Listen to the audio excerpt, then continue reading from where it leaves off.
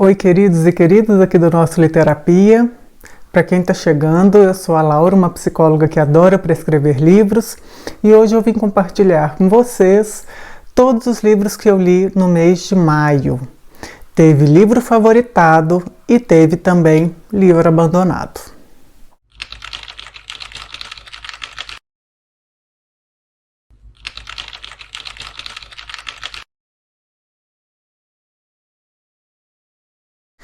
Vou mostrar primeiro o livro que eu abandonei, tá? Eu nunca abandonei um livro dessa autora. E eu pretendo voltar a ler quando for o tempo, porque eu não continuei, porque não era o momento, gente. Sabe quando você tenta, aí você tenta de novo, aí você torna a tentar, não consegue? Parece que aquilo não te prende, você não dá conta de ficar convivendo porque não é a sua naquele momento. Aconteceu isso com a Clarice Lispector, gente, e A Maçã no Escuro. Li vários livros dela, amei todos. Esse daqui também eu estava gostando, mas não é o momento, não me pegou e paciência. Eu não sou de ficar insistindo demais, eu insisto um pouco, mas quando eu vejo que a coisa está emperrada, eu deixo para tornar a pegar depois e ver se a coisa flui e desempaca, tá? Aconteceu isso com a Clarice. Outro livro que eu li, esse livro eu dei 4 estrelas e meia. Gente, que é isso? Que coisa maravilhosa! A Vida pela Frente, de Emily Ajar, que é o pseudônimo de Roman Gary, que é um lituano. Gente, que livraço! Foram vocês aqui no canal que me incentivaram a ler e eu fiquei encantada. Um livro pesado, viu? Aqui é a história desse menino, gente, um menino árabe, muito especial, ele é incrível, esse menino. E ele vive num bordel para filhos de prostitutas. E é um livro que fala bastante também sobre o processo de envelhecimento, sobre laços parentais que são construídos sem ser com parentes consanguíneos, mas a família que a vida vai trazendo pra gente, né? A família do coração. Como que maternagem tem a ver com quem cuida e não com quem gera. Muito lindo, gente. Que livraço, mas é triste, é puxado, é narrado em primeira pessoa e ele tem aqui, ao que tudo indica, ele tem 10 anos. Depois a gente descobre algumas coisas aqui no decorrer da história. Muito tocante, extremamente sensível, e eu li por indicação de vocês aqui do canal e amei. Outro incrível que eu li numa sentada, de Marjane Satrapi, que é a mesma autora de Persépolis, Bordado, saiu pela Quadrinhos na Companhia. Gente, que é isso aqui? Eu adorei. É um livro muito gostoso e o tema é basicamente, o contexto é uma reunião de mulheres dessa família e nessa reunião elas falam sobre os homens que passaram ou que ainda estão na vida delas. Gente, que delícia de livro! Eu dei muita risada e também fiquei emocionada. Eu gosto mais do que essa menina escreve, de como ela escreve. Um livro de não ficção que eu li foi esse aqui, de Mário Vargas Llosa, A Civilização do Espetáculo, uma radiografia do nosso tempo e da nossa cultura. Ele é um prêmio Nobel de literatura, né? E esse livro dele saiu pela editora Objetiva. Esse livro é um livro de não ficção, falando a respeito, um ensaio a respeito da cultura aos olhos desse autor. E eu tive uma experiência assim um pouco dual.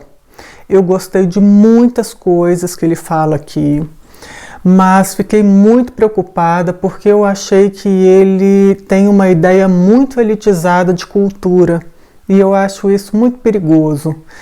Eu concordo muito com a visão dele no que tange ao sensacionalismo, a essa cultura da diversão a qualquer custo que acaba num processo muito alienante, mas fiquei muito preocupada com essa forma de pensar que elitiza a cultura, porque eu acho que isso foi tão pernicioso para nós terráqueos, quando essa cultura europeia, essa cultura dita erudita, conhecida como cultura erudita, ela foi considerada superior às demais, e aí os povos considerados primitivos foram subjugados e uma série de barbaridades aconteceu com tudo que foi considerado inferior pela cultura europeia. Então eu acho isso muito complicado, muito perigoso. Então foi um livro assim que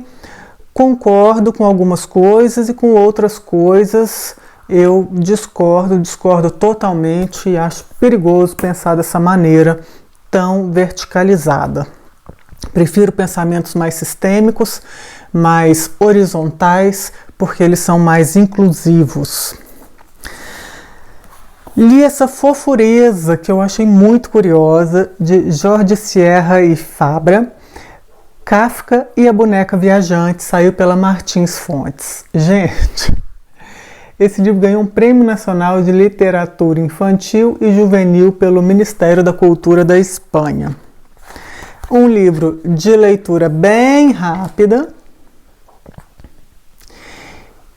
e que conta uma história muito inusitada, que Kafka, bem próximo ao final de sua vida, ele encontrou com uma menina num parque que havia perdido a boneca dela, isso a gente vê logo no começo do livro, e ele incorpora um carteiro de bonecas e começa a escrever cartas dessa boneca que estaria viajando pelo mundo para consolar essa criança. Gente, que sensibilidade e que história, né? Ninguém nunca encontrou essas cartas. Nossa, como eu queria ter lido essas cartas. Lindo demais esse livro. Ele, assim, acendeu várias luzinhas na minha imaginação. Um livro fantástico que eu li foi esse Calhamaço. Eu até já comentei sobre ele em algum dos últimos vídeos aí, acho que foi no Livros Difíceis, mas que eu acho que são fantásticos, né? Porque é um super calhamaço, um defeito de cor, de Ana Maria Gonçalves, e saiu pela Record. É realmente um calhamação. É um livro fantástico. Algumas pessoas acharam algumas partes chatas, porque ele fala muito de cultura africana. Eu, particularmente, que gosto de história, gosto de antropologia, gosto de teosofia, de teologia também, teologia. Gente, que delícia isso daqui! É um prato cheio, um livro que é doído, porque ele fala sobre escravidão, e ele é narrado por uma criança. Depois ele funciona meio como um romance de formação, porque vai mostrando essa pessoa crescendo, mas é muito forte, lindo, um livro precioso. Outro livro muito precioso que eu li, esse daqui eu favoritei, de Ivan Goncharov Oblomov, da Companhia das Letras. Também um calhamaço, ou tanto de coisa que eu anotei nele. Essa é a história de um rico senhor de terras, porque ele herda a terra dos pais e ele não está acostumado a fazer nada, nem coisa nenhuma, nunca precisou fazer, então basicamente ele não sai do sofá.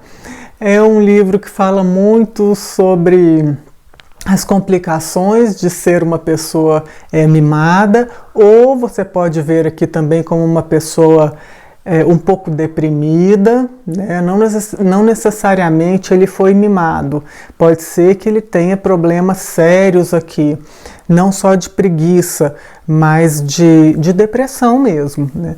É um livro onde não acontece grandes coisas, mas tem várias histórias sim, só que o mote, o principal, é o temperamento do Oblomov, que é uma coisa assim realmente impressionante. Tanto que eu passei a prescrever esse livro para as pessoas que procrastinam muito. Eu amei esse livro. O próximo é esse livro ilustrado, que é bem gostosinho de ler, Diário de uma Pessoa Não Tão Ansiosa, Desvendando a Vida Adulta, de Beth Evans, e saiu pela editora Galera. Esse livro é um livro muito interessante para quem é muito ansioso e por isso mesmo, por conta dessa ansiedade, sente necessidade de controlar tudo, fica muito paranoico, né?